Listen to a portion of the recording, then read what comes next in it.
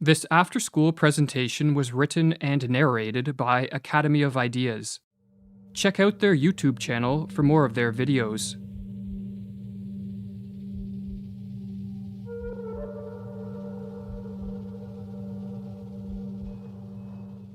The masses have never thirsted after truth.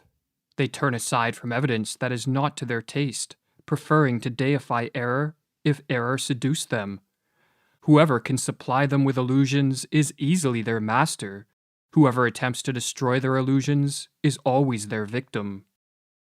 According to the psychologist Carl Jung, the greatest threat to civilization lies not with the forces of nature, nor with any physical disease, but with our inability to deal with the forces of our own psyche. We are our own worst enemies, or as the Latin proverb puts it, man is a wolf to man. In Civilization in Transition, Jung states that this proverb is a sad yet eternal truism, and our wolf-like tendencies come most prominently into play at those times of history when mental illness becomes the norm rather than the exception in a society, a situation which Jung termed a psychic epidemic. Indeed, it is becoming ever more obvious, he writes, that it is not famine, not earthquakes, not microbes, not cancer, but man himself, who is man's greatest danger to man, for the simple reason that there is no adequate protection against psychic epidemics, which are infinitely more devastating than the worst of natural catastrophes. In this video, we are going to explore the most dangerous of all psychic epidemics, the mass psychosis.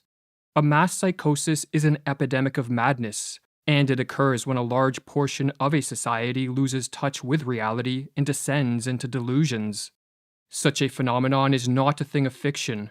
Two examples of mass psychoses are the American and European witch hunts of the 16th and 17th centuries, and the rise of totalitarianism in the 20th century. During the witch hunts, thousands of individuals, mostly women, were killed, not for any crimes they committed, but because they became the scapegoats of societies gone mad. In some Swiss villages, writes Francis Hill, there were scarcely any women left alive after the frenzy had finally burned itself out. When a mass psychosis occurs, the results are devastating. Jung studied this phenomenon and wrote that the individuals who make up the infected society become morally and spiritually inferior. They sink unconsciously to an inferior intellectual level. They become more unreasonable, irresponsible, emotional, erratic, and unreliable, and worst of all, crimes the individual alone could never stand are freely committed by the group smitten by madness. What makes matters worse is that those suffering from a mass psychosis are unaware of what is occurring.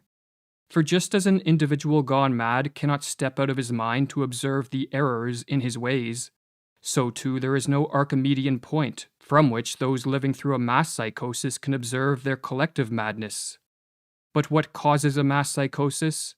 To answer this question, we must first explore what drives an individual mad. While there are many potential triggers of madness, such as an excessive use of drugs or alcohol, brain injuries, and other illnesses, these physical causes will not concern us here. Our concern is with psychological, or what are called psychogenic triggers, as these are the most common culprits of the mass psychosis. The most prevalent psychogenic cause of a psychosis is a flood of negative emotions, such as fear or anxiety, that drives an individual into a state of panic. When in a state of panic, an individual will naturally seek relief, as it is too mentally and physically draining to subsist in this hyper-emotional state. While escaping from the state of panic can be accomplished through adaptive means, such as facing up to and defeating the fear-generating threat, another way to escape is to undergo a psychotic break. A psychotic break is not a descent into a state of greater disorder, as many believe, but a reordering of one's experiential world, which blends fact and fiction, or delusions and reality, in a way that helps end the feelings of panic. Silvano Arietti, one of the 20th century's foremost authorities on schizophrenia, explains the psychogenic steps that lead to madness. Firstly, there is the phase of panic, when the patient starts to perceive things in a different way, is frightened on account of it, appears confused, and does not know how to explain the strange things that are happening. The next step is what Arrietty calls a phase of psychotic insight, whereby an individual succeeds in putting things together by devising a pathological way of seeing reality which allows him to explain his abnormal experiences. The phenomenon is called insight because the patient finally sees meaning and relations in his experiences. But the insight is psychotic because it is based on delusions, not on adaptive and life-promoting ways of relating to whatever threats precipitated the panic.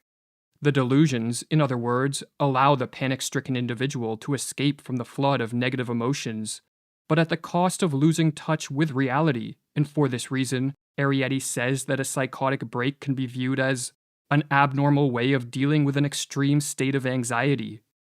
If a panic-triggering flood of negative emotions in a weak and vulnerable individual can trigger a psychotic break, then a mass psychosis can result when a population of weak and vulnerable individuals is driven into a state of panic by threats real, imagined, or fabricated.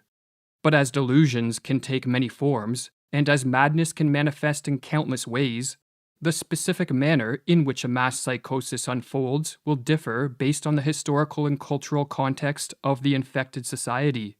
But in the modern era, it is the mass psychosis of totalitarianism that appears to be the greatest threat.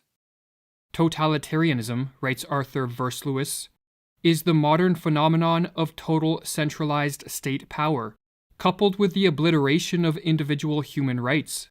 In the totalized state, there are those in power, and there are the objectified masses, the victims.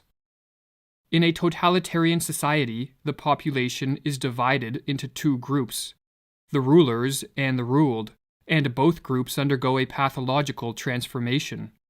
The rulers are elevated to an almost godlike status, which is diametrically opposed to our nature as imperfect beings who are easily corrupted by power. The masses, on the other hand, are transformed into the dependent subjects of these pathological rulers and take on a psychologically regressed and childlike status. Hannah Arendt, one of the 20th century's preeminent scholars of this form of rule, called totalitarianism an attempted transformation of human nature itself. But this attempted transformation only turns sound minds into sick minds. For as the Dutch medical doctor who studied the mental effects of living under totalitarianism wrote, "There is in fact much that is comparable between the strange reactions of the citizens of totalitarianism and their culture as a whole, on the one hand, and the reactions of the sick schizophrenic on the other." The social transformation that unfolds under totalitarianism is built upon and sustained by delusions.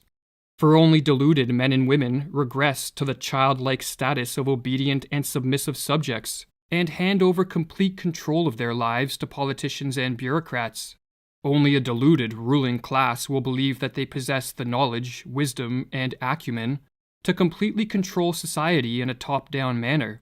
And only when under the spell of delusions would anyone believe that a society composed of power-hungry rulers on the one hand, and a psychologically regressed population on the other, will lead to anything other than mass suffering and social ruin. But what triggers the psychosis of totalitarianism?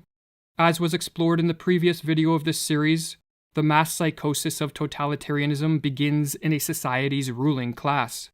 The individuals that make up this class, be it politicians, bureaucrats, or crony capitalists, are very prone to delusions that augment their power, and no delusion is more attractive to the power-hungry than the delusion that they can and should control and dominate a society. When a ruling elite becomes possessed by a political ideology of this sort, be it communism, fascism, or technocracy, the next step is to induce a population into accepting their rule by infecting them with the mass psychosis of totalitarianism. This psychosis has been induced many times throughout history, and as Mirlu explains, it is simply a question of reorganizing and manipulating collective feelings in the proper way. The general method by which the members of a ruling elite can accomplish this end is called menticide, with the etymology of this word being a killing of the mind, and as Mirlu further explains, menticide is an old crime against the human mind and spirit, but systematized anew. It is an organized system of psychological intervention and judicial perversion through which a ruling class can imprint their own opportunistic thoughts upon the minds of those they plan to use and destroy. Priming a population for the crime of menticide begins with the sowing of fear. When an individual is flooded with negative emotions, such as fear or anxiety, he or she is very susceptible to a descent into the delusions of madness.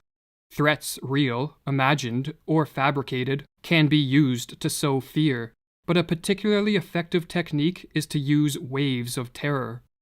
Under this technique, the sowing of fear is staggered with periods of calm, but each of these periods of calm is followed by the manufacturing of an even more intense spell of fear, and on the process goes.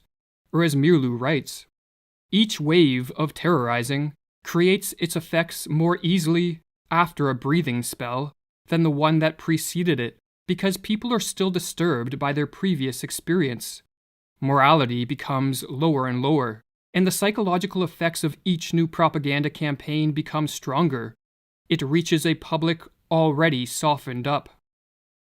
While fear primes a population for menticide, the use of propaganda to spread misinformation and to promote confusion with respect to the source of the threats and the nature of the crisis helps to break down the minds of the masses. Government officials and their lackeys in the media can use contradictory reports, nonsensical information, and even blatant lies. As the more they confuse, the less capable will a population be to cope with the crisis and diminish their fear in a rational and adaptive manner. Confusion, in other words, heightens the susceptibility of a descent into the delusions of totalitarianism. Or as Mirlu explains, logic can be met with logic, while illogic cannot. It confuses those who think straight. The big lie and monotonously repeated nonsense have more emotional appeal than logic and reason. While the people are still searching for a reasonable counter-argument to the first lie, the totalitarians can assault them with another. Never before in history have such effective means existed to manipulate a society into the psychosis of totalitarianism. Smartphones and social media, television and the internet, all in conjunction with algorithms that quickly censor the flow of unwanted information, allow those in power to easily assault the minds of the masses.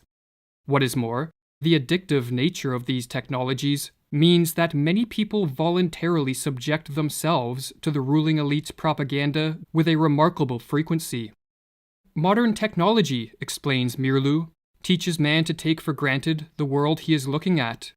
He takes no time to retreat and reflect. Technology lures him on, dropping him into its wheels and movements. No rest, no meditation, no reflection, no conversation.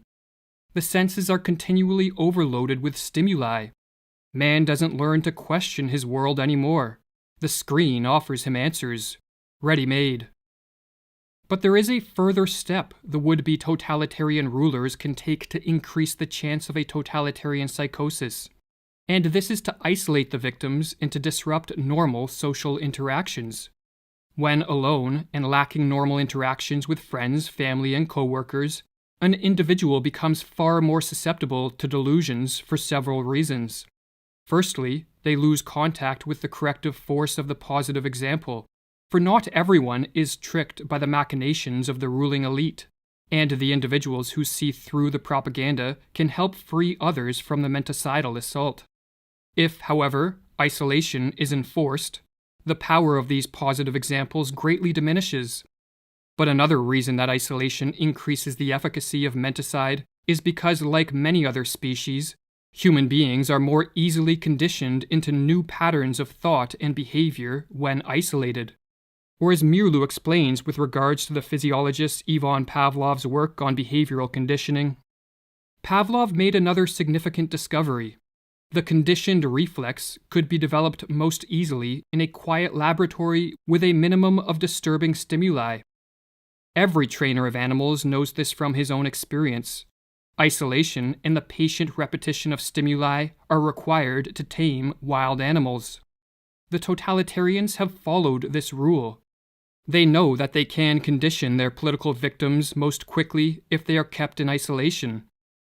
Alone, confused, and battered by waves of terror, a population under an attack of menticide descends into a hopeless and vulnerable state.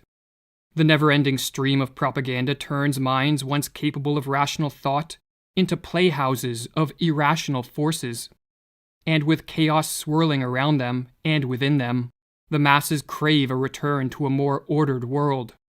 The would-be totalitarians can now take the decisive step. They can offer a way out and a return to order in a world that seems to be moving rapidly in the opposite direction. But all this comes at a price.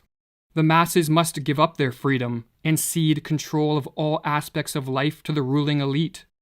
They must relinquish their capacity to be self-reliant individuals who are responsible for their own lives, and become submissive and obedient subjects.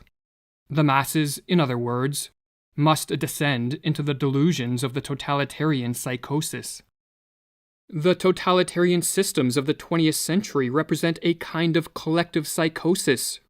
Whether gradually or suddenly, reason and common human decency are no longer possible in such a system. There is only a pervasive atmosphere of terror and a projection of the enemy, imagined to be in our midst. Thus society turns on itself, urged on by the ruling authorities. But the order of a totalitarian world is a pathological order. By enforcing a strict conformity and requiring a blind obedience from the citizenry, totalitarianism rids the world of the spontaneity that produces many of life's joys and the creativity that drives society forward. The total control of this form of rule, no matter under what name it is branded, be it rule by scientists and doctors, politicians and bureaucrats, or a dictator, breeds stagnation, destruction, and death on a mass scale. And so perhaps the most important question facing the world is how can totalitarianism be prevented? And if a society has been induced into the early stages of this mass psychosis, can the effects be reversed? While one can never be sure of the prognosis of a collective madness, there are steps that can be taken to help effectuate a cure. This task, however, necessitates many different approaches from many different people. For just as the menticidal attack is multi-pronged, so too must be the counterattack. According to Carl Jung, for those of us who wish to help return sanity to an insane world, the first step is to bring order to our own minds and to live in a way that provides inspiration for others to follow. It is not for nothing that our age cries out for the Redeemer personality, for the one who can emancipate himself from the grip of the collective psychosis and save at least his own soul, who lights a beacon of hope for others, proclaiming that here is at least one man who has succeeded in extricating himself from the fatal identity with the group psyche. But assuming one is living in a manner free of the grip of the psychosis, there are further steps that can be taken. Information that counters the propaganda should be spread as far and as wide as possible, for the truth is more powerful than the fiction and falsities peddled by the would-be totalitarian rulers, and so their success is in part contingent on their ability to censor the free flow of information. Another tactic is to use humor and ridicule to delegitimize the ruling elite, or as Mirlu explains, we must learn to treat the demagogue and aspirant dictators in our midst with the weapon of ridicule. The demagogue himself is almost incapable of humor of any sort, and if we treat him with humor, he will begin to collapse. A tactic recommended by Václav Havel, a political dissident under Soviet communist rule, who later became president of Czechoslovakia, is the construction of what are called parallel structures. A parallel structure is any form of organization, business, institution, technology, or creative pursuit that exists physically within a totalitarian society, yet morally outside of it. In communist Czechoslovakia, Havel noted that these parallel structures were more effective at combating totalitarianism than political action. Furthermore, when enough parallel structures are created, a second culture, or parallel society, spontaneously forms and functions as an enclave of freedom and sanity within a totalitarian world.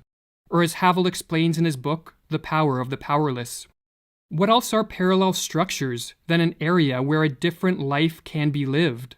A life that is in harmony with its own aims, and which in turn structures itself in harmony with those aims.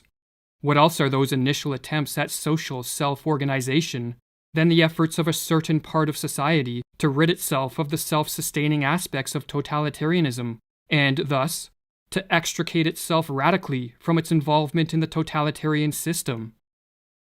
But above all else, what is required to prevent a full descent into the madness of totalitarianism is action by as many people as possible.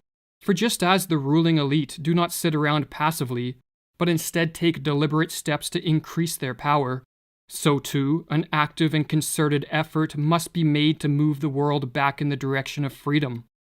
This can be an immense challenge in a world falling prey to the delusions of totalitarianism, but as Thomas Paine noted, tyranny, like hell, is not easily conquered. Yet we have this consolation with us, that the harder the conflict, the more glorious the triumph.